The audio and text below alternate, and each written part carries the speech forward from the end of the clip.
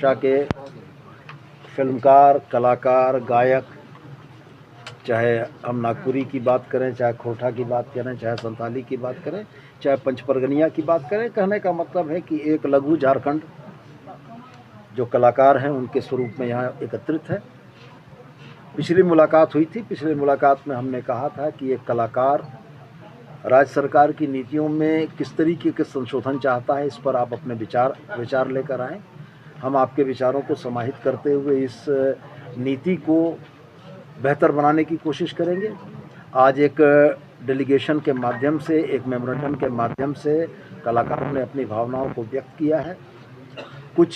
चीज़ें कलाकारों के द्वारा जो व्यक्त की गई थी वो ग्राह्य थीं, उनको ग्रहण किए जाने योग्य था।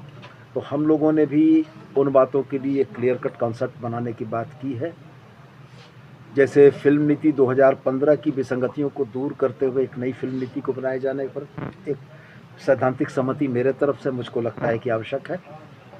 दूसरा, कलाकारों की तरफ से एक बहुत वैलिड पॉइंट उठाया गया कि स्क्रीनिंग कमेटी में क्षेत्रीय भाषाओं के यदि जानकार नहीं हैं तो क्षेत्रीय भाषाओं की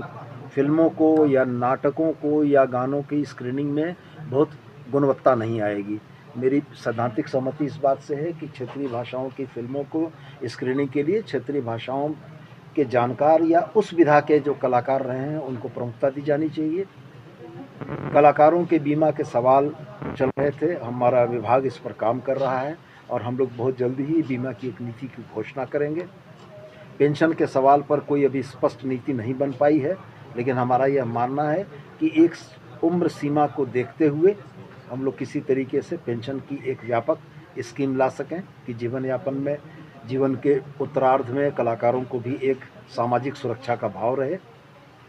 एक महत्वपूर्ण विषय इन लोगों के तरफ से आया, स्क्रीनिंग के लिए मौके नहीं मिलना। अन्य राज्यों का उदाहरण इन लोगों ने दिया है जिसको हमने पढ़ा है। अन्य राज्यों में सिनेमा हॉलों को, मल्टीप्लेक्स थिएटरों को इस बात के लिए सरकार के तरफ से एक प्रावधान है कि कम से कम एक शो उनको स्थानीय भाषा की फिल्मों या कलाकारों को देना पड़ेगा। हम लोग भी इस विषय में एक्सप्लोर करेंगे और आपके माध्यम से कलाकार जो झारखंड की बौद्धिक संपदा हैं, हमारी संस्कृति के आने वाली पीढ़ियों के संवाहक हैं, उनके इस उद्विग्नता को या इस बेचैनी को मैं एकदम जायज़ मानते हुए यह ज़रूर अपील करना चाहूँगा कि नीतियों को समग्र रूप से बनाने में समय लगता है और यदि सरकार अपने नागरिकों को, अपने कलाकारों को बेहतर से बेहतर देने के लिए प्रतिबद्ध है तो आपको भी सहयोग करते हुए समय देना। और मैंने साथ में आज इनसे यह कहा भी है कि 2 से 3 महीने के अंदर में इस पॉलिसी का जब हम प्रारूप बना लेंगे तो स्टेक होल्डर के तौर पर बुलाकर आप लोगों को भी इस